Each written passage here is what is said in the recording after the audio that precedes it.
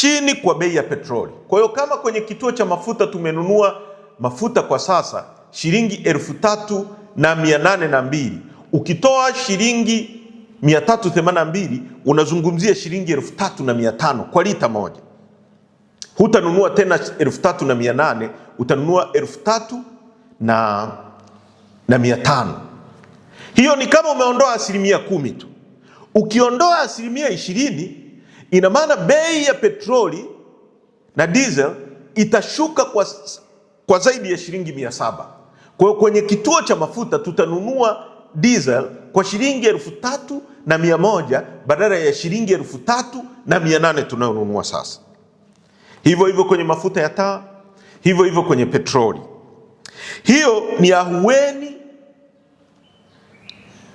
afueni ya moja kwa moja kwa watu wa daradara, na kama watu wa daradara watapata ahueni, maana yake hawatapandisha bei ya nauli ambayo inakwenda kumwathiri mwalimu ambaye mshahara wake haujapanda. Yeye mshahara wake uko pale pale, lakini bei ya kusafiri kutoka nyumbani kwake kwenda kwenye kituo chake cha kazi inaenda kuongezeka. Kwa hiyo ukipunguza hiyo gharama, haitamwathiri mtu wa daradara, na isipomwathiri mtu wa daradara, haitamwathiri mwalimu, haitamwathiri mfanyakazi wa kawaida anayetoka nyumbani kwake kwenda kufanya kazi kwenye hoteli Mbezi Beach. Kwa hiyo maisha yatakuwa ni ahueni kwa huyu mwananchi. Ukipunguza hiyo 10%, utamsaidia mtu wa bodaboda ambaye tunajua hii ni industry kubwa inayoajiri vijana wengi wa Kitanzania ambao wamemaliza vyuo vikuu. Serikali imeshindwa kutengeneza opportunity, fursa zao za kuajiriwa, wamejiajiri kwenye bodaboda. Unapopandisha bei ya mafuta, maana yake huyu mtu wa bodaboda atalazimika kupandisha bei ya nauli, na akipandisha bei ya nauli, pengine atapunguza wateja, watapungua kwenye kusafiri, au wengine wataacha kusafiri, ataathirika. Sana sana bei zimebaki pale pale. Kwa hiyo margin ya profit ya kwake, margin ya faida, ule uwezo wa kupata faida unapungua. Kama alikuwa anapata shilingi 10,000 huyu mtu wa bodaboda kwa siku, sasa atakuwa anapata shilingi 5,000, na hapo hawezi kumpelekea tajiri wake. Na hapo tunazungumza kuhusu bajaji, tunazungumza kuhusu maroli yanayoleta vyakula, kwamba ukipandisha hii bei itapandisha ya maroli. Bidhaa zinapofika sokoni Kariakoo, zinapofika chakula kitakapofika Mabibo, kitakapofika Mwanza, kitakuwa kimepanda bei. Unapunguza hiyo bei, inakwenda kuathiri moja kwa moja usafirishaji wa biashara ndogo ndogo, gharama za kila siku za maisha. Hiyo sio nadharia, hiyo ni masuala ya sera, na masuala ya sera hayo hutambua jambo moja kubwa, kuwa ahueni inawezekana na kupunguza maumivu ya wananchi kunawezekana. Kinachotakiwa sio miujiza, isipokuwa kinachotakiwa ni uamuzi wa kisera, na hapo ndipo mjadala unapobadilika kabisa.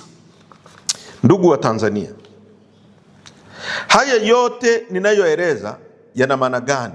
Ukweli ni kuwa yanamaanisha mwananchi halipi tu mafuta, mwananchi halipi tu bei ya soko la dunia, mwananchi halipi tu gharama ya uagizaji wa mafuta, mwananchi pia analipa uzito wa maamuzi ya ndani ya kisera.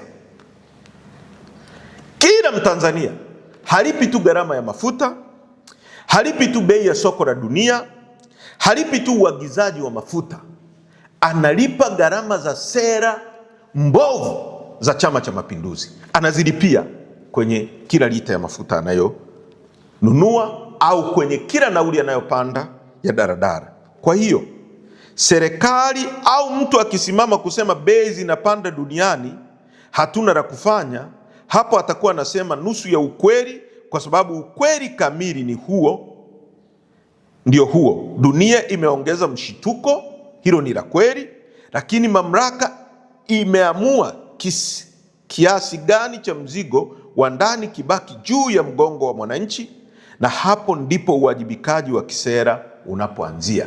Mamlaka ndio inaweza kuamua watu au kuendelea kuwaumiza.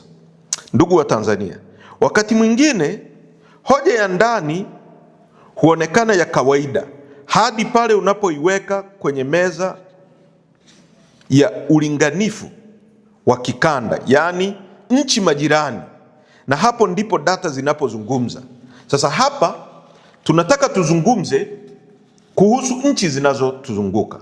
Wakati Tanzania bei zipo juu kwa kiwango tulichoeleza hapo awali, huku kodi ikiwa 31% kwenye kila lita ya mafuta. Kwa takwimu za kikanda za mwezi Aprili, picha inaonekana hivi. Kenya, bei ya petroli ni shilingi 3700. Sisi ni shilingi 3890. Bei ya diesel Kenya ni shilingi 3680, ambao ni pungufu kwa shilingi 200 kwa Tanzania. Hapo ni Kenya. Mzigo wao wa kodi ni 28%. Uganda, petroli ni shilingi 3600, pungufu shilingi 300 na kitu kwenye lita tunayonunua hapa. Diesel shilingi 3500, pungufu napo karibia shilingi 300 na kitu. Kodi 27%. Sisi kodi 31%. Rwanda, bei ya petroli shilingi 3750, kodi 30%. Diesel shilingi 3720, kodi yao 30%. Zambia, bei ya petroli shilingi 3800, diesel shilingi 3777, kodi 30%. Kuna jambo moja la muhimu la kuzungumza hapa. Kwenye nchi zote hizi nilizozitaja, ukiondoa Kenya ambayo ina bandari yake peke yake, nchi ya Rwanda, Uganda, Zambia, zote zinatumia bandari ya Dar es Salaam kusafirisha mafuta yao. Maana yake wanalipa gharama zaidi ya storage, wakija wakiweka kwenye matenki yetu. Wanalipa gharama zaidi ya umbali, kwa maana ya maroli yanabeba kutoka hapa kwenda Rwanda. Ukipiga kilomita za kutoka hapa mpaka Tarime ni zaidi ya kilomita za kutoka hapa mpaka Rwanda, ni zaidi ya kilomita kutoka hapa mpaka Zambia Kaprimposhi, ni zaidi ya kilomita kutoka hapa mpaka Uganda Kampala. Hawa hawana bandari, wanapitishia kwetu, lakini bei ya mafuta kwao ni chini kuliko bei ya mafuta Tanzania. Maana halisi ya jambo hili kisera ni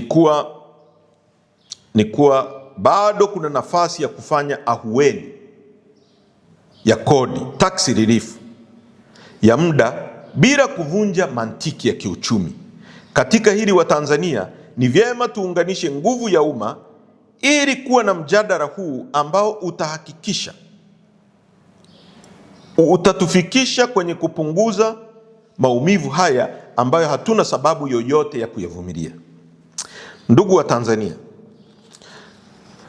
tunaposema mafuta yamepanda, watu wengine hudhani ni mjadala wa sekta ya nishati tu.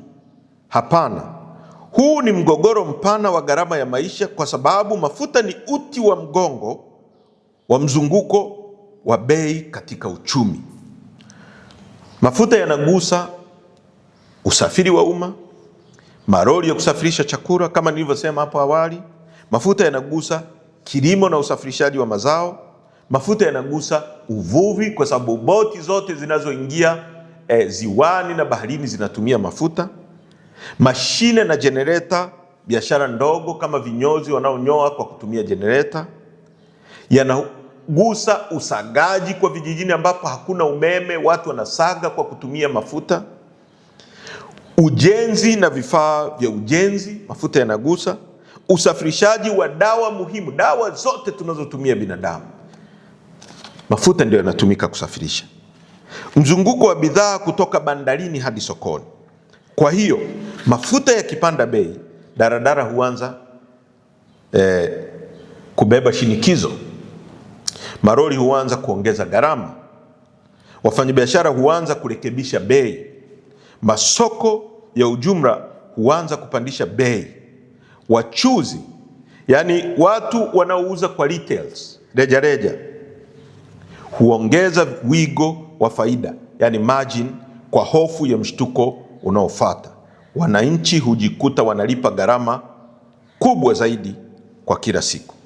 Kwa lugha ya uchumi, hii ndio tunaita cost push inflation shock. Yaani ni hali ambayo bei ya mafuta ikipanda, halafu kila kitu kingine kinaanza kupanda kwa sababu ya mafuta hayo.